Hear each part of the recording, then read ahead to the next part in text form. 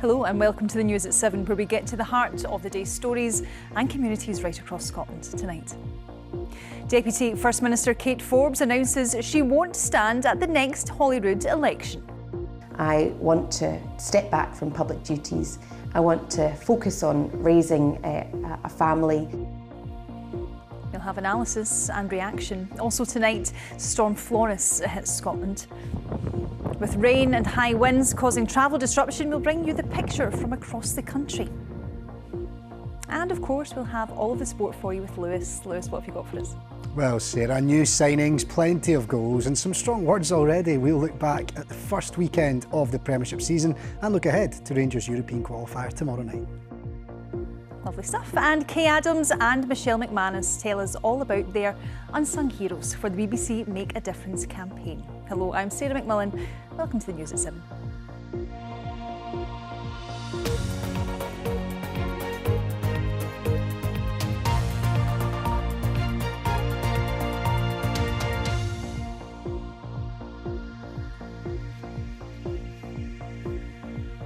Hello there, good evening. Planes grounded, railway lines blocked by fallen trees and bridges closed today. Storm Flores brought widespread travel disruption to several parts of Scotland. Gusts of up to 85 miles per hour are still expected in exposed parts of the country, and an amber weather warning, meaning there's a danger to life, is in place until late on tonight.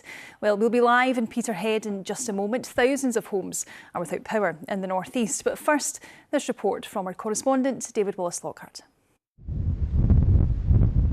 Summer in Scotland. With winds reaching 80 miles per hour and rain lashing the streets, it's been a day for hunkering down. Storm Flores has battered much of the country and other parts of the UK. In most of Scotland, people were told to stay home, and it was easy to see why. This was in Inverness. The Makepeace family from County Durham found themselves at a campsite in the Highlands. Can we read a book? Right in the path of the storm, in a tent.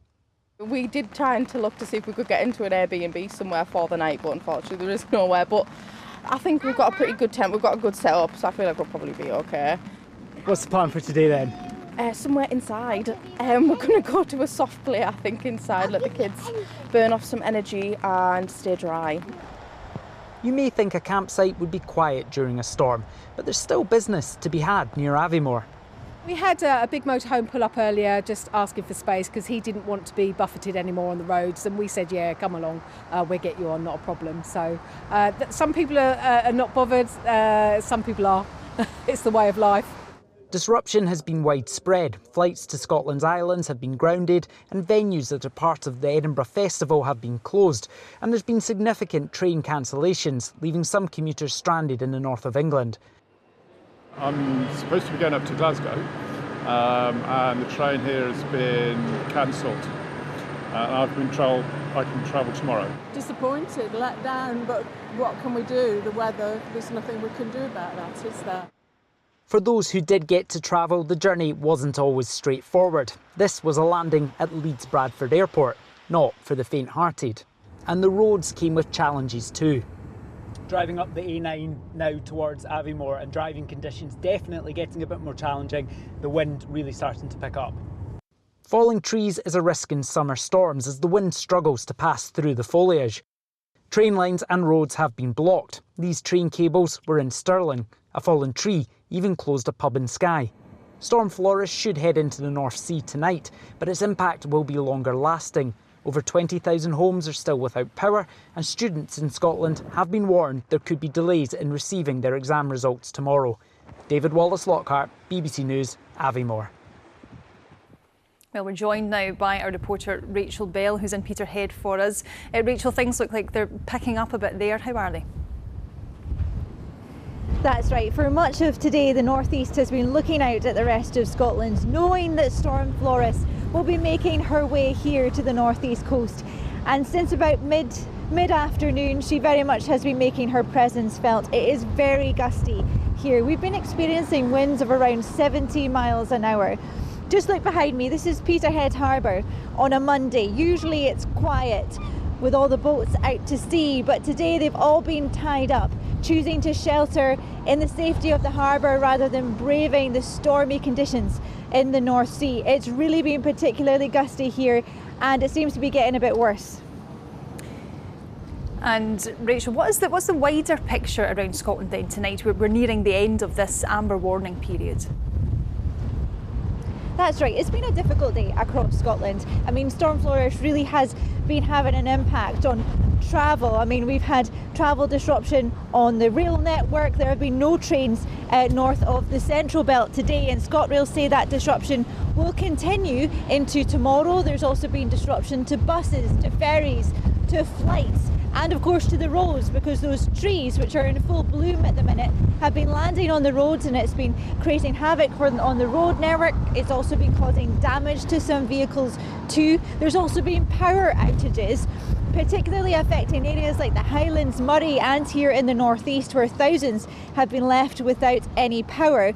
It's also been playing havoc with events around Scotland. If we look at the events in Edinburgh, the festival events, but also the Edinburgh Tattoo, which has been cancelled for the first time in 75 years. And of course, the event here in the northeast, the Turriff Show, had to be cancelled this afternoon too. We also heard from Royal Mail that some students won't be getting their SQA results. There will be delays to that because of the weather conditions. Those delays will affect students in the Isles.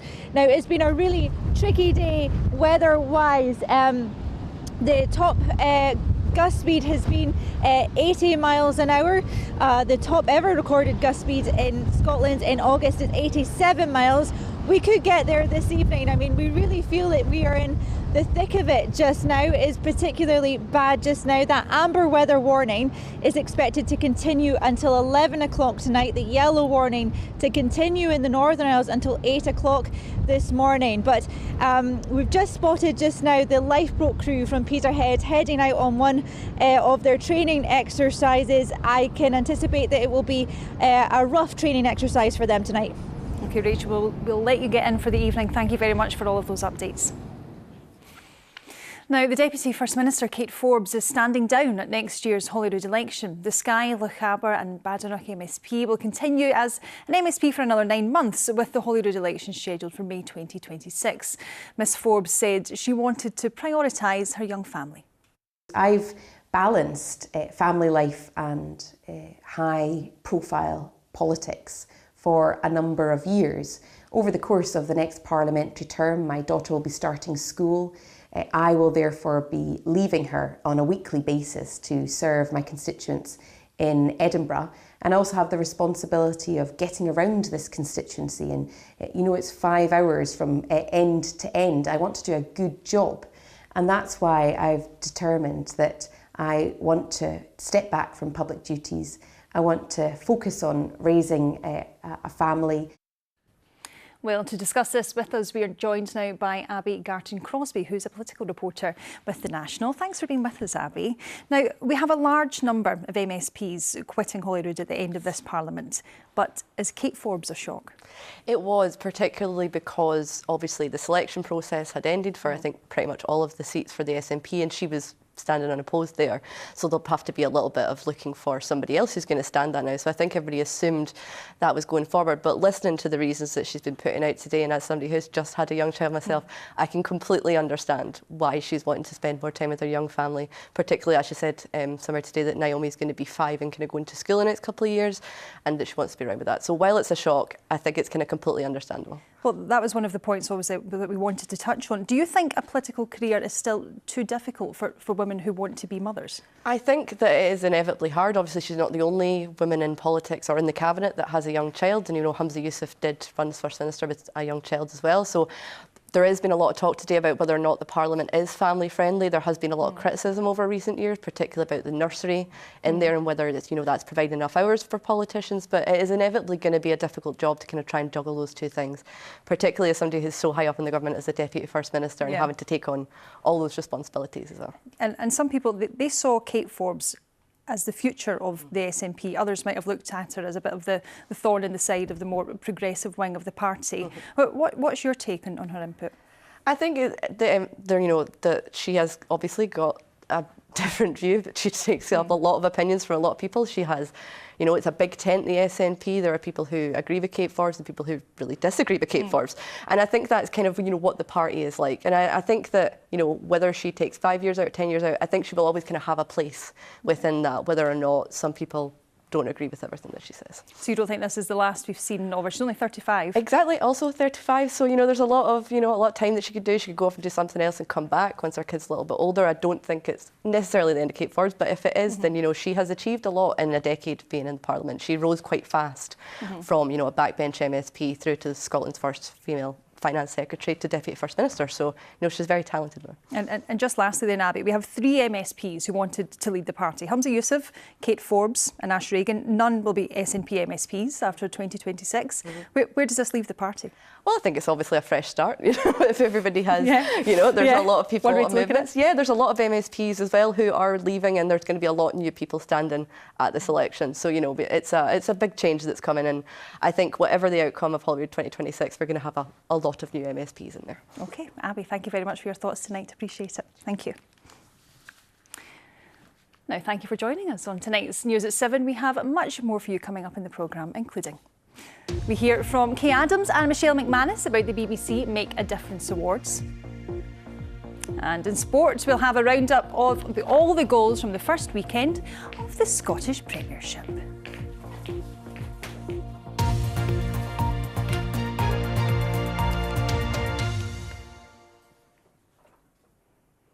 Now, there are fears that the number of buildings across Scotland constructed with a cheaper version of concrete with an increased risk of collapse could be higher than first thought. Reinforced autoclaved aerated concrete, or RAC, was used between the 1950s and 1990s in public buildings like schools and libraries, and also in council houses. Now, hundreds of buildings have been closed over safety fears, and homeowners forced to leave their property or trapped with the home they're unable to sell. Now, RAC has been found in homes in 9 council areas, with the worst affected being Dundee, which has 516 cases, Aberdeen, which has 366. And at the other end of the scale is Angus, with just 25 cases, Stirling with around 26, and Edinburgh with 44. However, that could all be about to change after Edinburgh Council started to reinvestigate some of its buildings after a block which was declared safe was later found to contain the concrete. Well, Richard Forbes takes a look at the issue for us tonight. The process Edinburgh Council used to identify which of its properties contained RAC was to search for the term RAC in its historical databases. This flagged up 44 houses and flats, and they were all here in the Crewe Road area of the city. Although that was bad news for the residents affected, 44 was a relatively small number compared with other Scottish local authorities. Last year, the council was contacted by a resident here in Leith to say that there was also RAC in their flat. That email wasn't acted upon, and so in May this year, the resident contacted the council again. At that point, a structural engineer was asked to look into the situation. They went back to the original design drawings and found that there did appear to be RAC hidden behind another surface. The engineer then visited the flat and found the RAC. This oversight so concerned the council that it's decided to reinvestigate all of its housing stock. Across the city, Edinburgh Council owns 20,000 houses and flats. RAC only seems to be a problem in buildings with flat roofs, so any properties that don't have a flat roof are being removed from this new investigation list. RAC was only used in construction between the mid-1950s and the mid-1990s, so any properties built before then or after then are also being removed from the list. The properties that remain will have their original design drawings looked at to see if there's any possibility that RAC has been missed.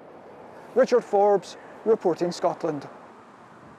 OK, well, let's get a roundup of the stories which are making the BBC News app here in Scotland. A man has been charged with attempting to murder a police officer in Greenock. The officer was stabbed in the town's East India Harbour at around 2 o'clock yesterday morning. A 31-year-old man is alleged to have fled the scene in a dinghy before being arrested near Helensburgh.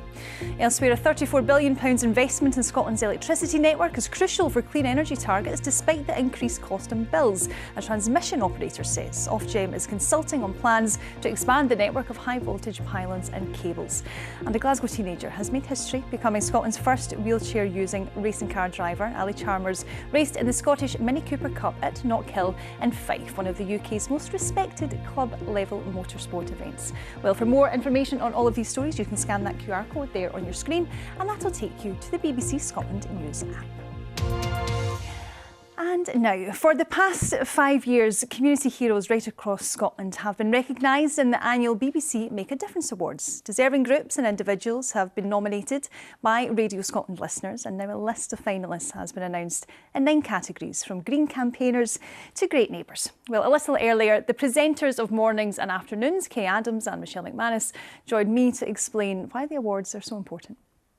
Well, the Make a Difference Award is just an opportunity to celebrate the people who are doing great works in all different kind of categories up and down the country that you might not have heard of before, but they really are making an impact locally.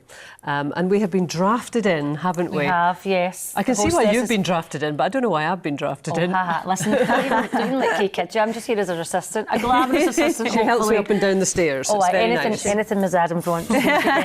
But Kay's right, so this is our opportunity, right? These stories have been incredible. These are our unsung heroes, and it always really gets me, right, why people just do these selfless good deeds when they're in their community.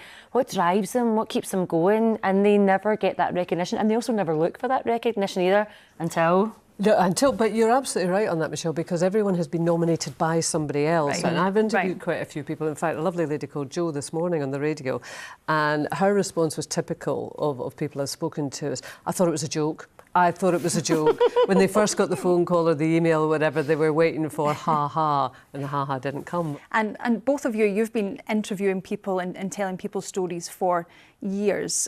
Why is it important to give people this kind of recognition, do you think? Because I think otherwise, you know, and again, what Kay's saying, they're not looking for that recognition, but I think it is important that we realise what makes our communities tick, you know, what makes everything turn over, because sometimes there is no one else to turn to but the people that are your neighbours and the people that you share a community with, and people who take pride, you know, in the job that they do or being able to help other people.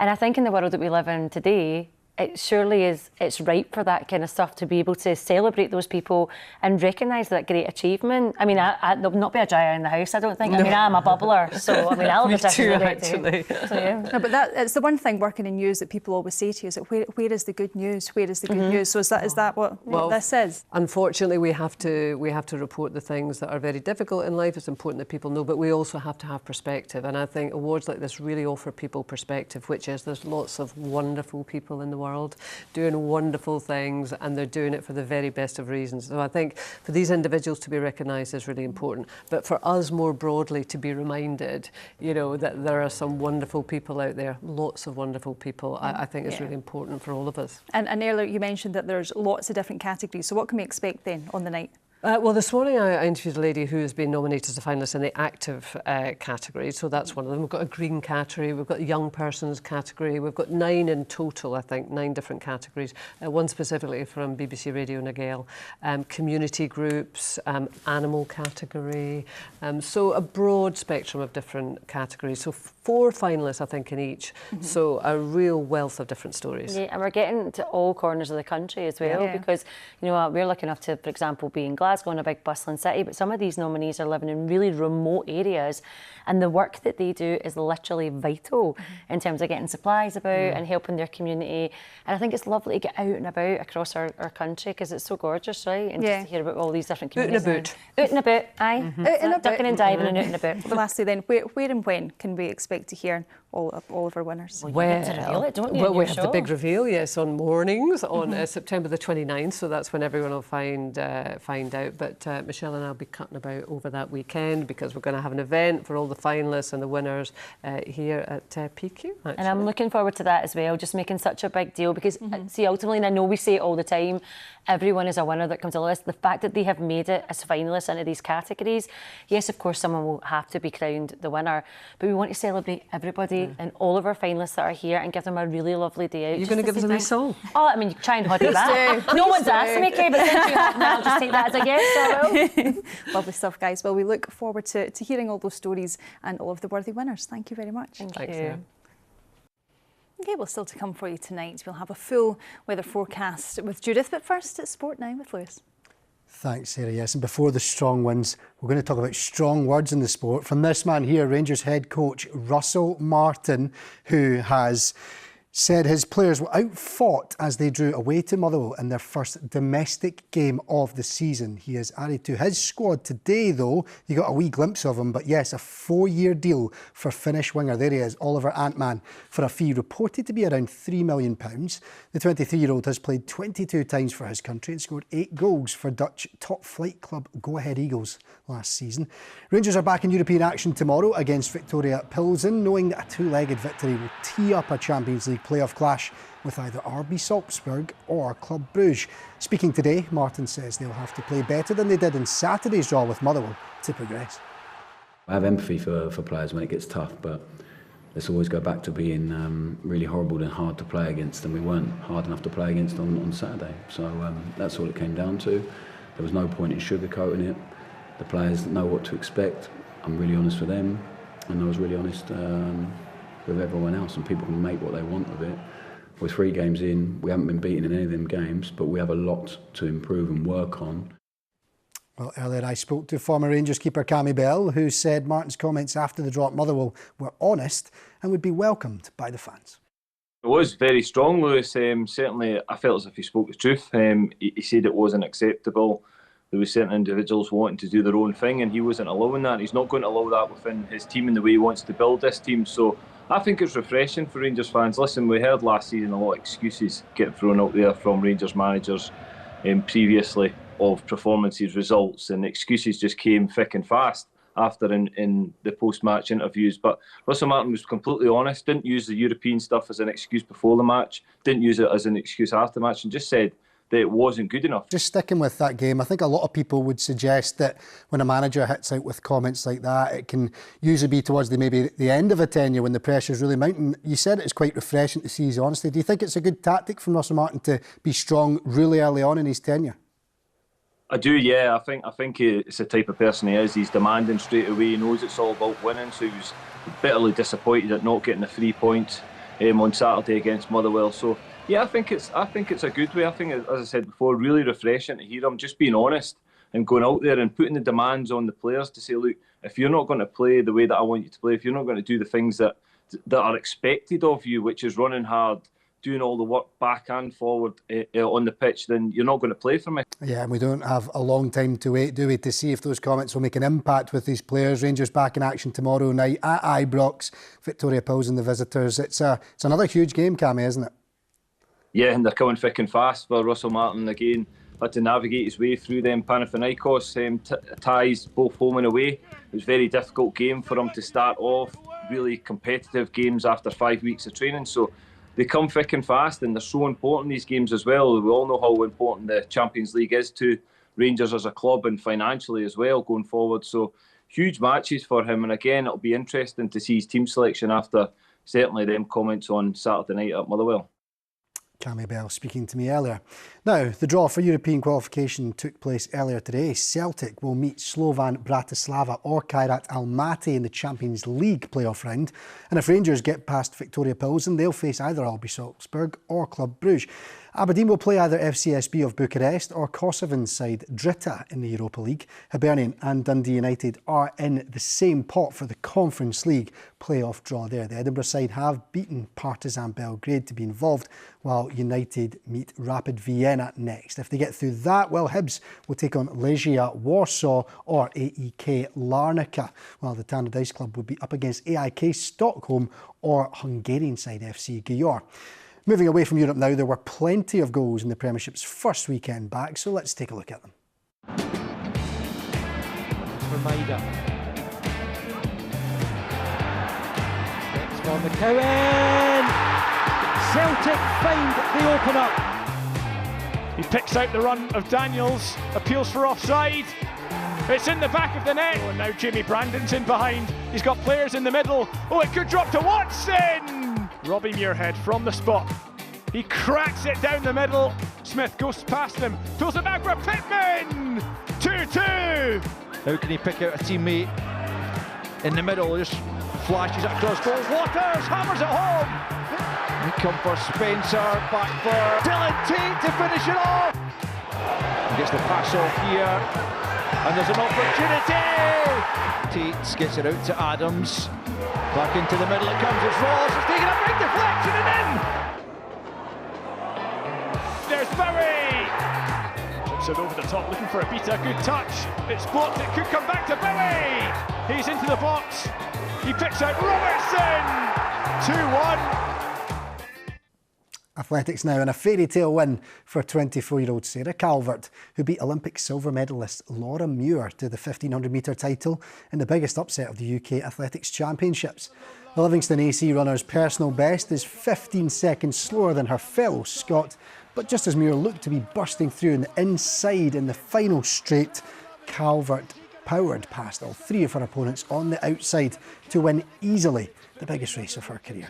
Brilliant stuff. And a couple of things before I go as well, Sarah. Leanne Crichton has been appointed Rangers women's manager, and BBC Scotland right here will have the Rangers game tomorrow night, so I'll be at Ibrox with the sport. Great stuff, Lewis. Thank you very much for that. Cheers. Now, a bit of news to bring you before the weather forecast. And today marks the anniversary of the birth of Scotland's first global superstar, Sir Harry Lauder. A tribute will go ahead this week in Portobello Town Hall, close to where he was born, with singer Jamie McDougall. Let's get a quick blast of that now. Keep right on to the end of the road. Keep right on to the end. At the end of the road. That's quite the introduction for Judith Ralston. Judith, he's an old friend of mine, actually. Oh, is he? That's Harry Lauder. Who's not? And a big day of weather for you. Yeah, storm, Flores. My goodness, we're really not used to seeing weather like this at this time of year, and it really has packed a punch, as I'm sure you noticed today. Now here it is, a really nasty little mean feature that we saw crossing the north of Scotland today. It still has a swathe, a core of strong winds to come, high winds I should say, but it will eventually pull away into Norway. In its wake, we'll see the winds easing, but still quite a strong northwesterly flow tomorrow, bringing some showers as well. But I'm glad to see things will settle down. But in the meantime, we still have a couple of warnings still in force. A fairly countrywide amber warning away from the south and Shetland, valid until 11 o'clock tonight. But the core of the strongest winds over the next few hours will be Aberdeenshire, Murray, around Inverness in towards Caithness, also Easter Ross and Orkney. We could see gusts of 80 to 90 miles per hour over the next few hours, so something to bear in mind. And we still have a countrywide lower tier warning, yellow warning, valid until midnight. And after midnight, we have a warning that takes us through to 8 o'clock tomorrow morning for the high winds across the Northern Isles, gusts of 50 to 70 miles per hour here. But tomorrow we are warning free as we head through the course of the morning. It will feel cool or fresh in that pretty brisk northwesterly wind, pushing in showers, but also some sunny spells, especially across eastern Scotland. And those showers wheak through fairly quickly on those winds as well. They could touch gale force in any gusty winds at times across the north in particular, and we lose any early rain courtesy of Storm Flores from Shetland first thing tomorrow morning, so it will brighten up. So generally we'll see a scattering of showers, mainly focused across the west, but some pushing through to the east on those winds. But with the wind strength, they'll push through fairly quickly. So actually quite a lot of dry weather with some sunshine and highs of around about 16 to 18 Celsius. It will feel a fresh feel in that northwesterly direction. Then as we head into Wednesday, well, I'm glad to see a ridge of high pressure building in, so a welcome respite day from all the stormy weather that we've seen. It starts off predominantly dry, although we have a weak front across the very far north of the country first thing, bringing thicker clouds, some outbreaks of patchy rain. That soon clears away. Dry with brighter sunny spells for most of us, the best of the sunshine in the east and the highest temperatures. In the west, we'll start to see some high cloud drifting in, and southwesterly winds start to freshen along the west coast as well as we head through the course of the day. Something a wee bit more unsettled coming our way on Thursday, but certainly not like we saw over the last couple of days. It's so strange for this time of year, Judith, isn't it? Yeah, it was. It was a real pretty beast. And plenty fallout tomorrow, I'm sure. Yeah. Thank you very much for that update. And that is all from us here tonight on Reporting Scotland News at 7. Andrew Black will be here at the same time for you tomorrow. Thank you very much for joining us. Make sure to tune in then. See you later. Bye-bye.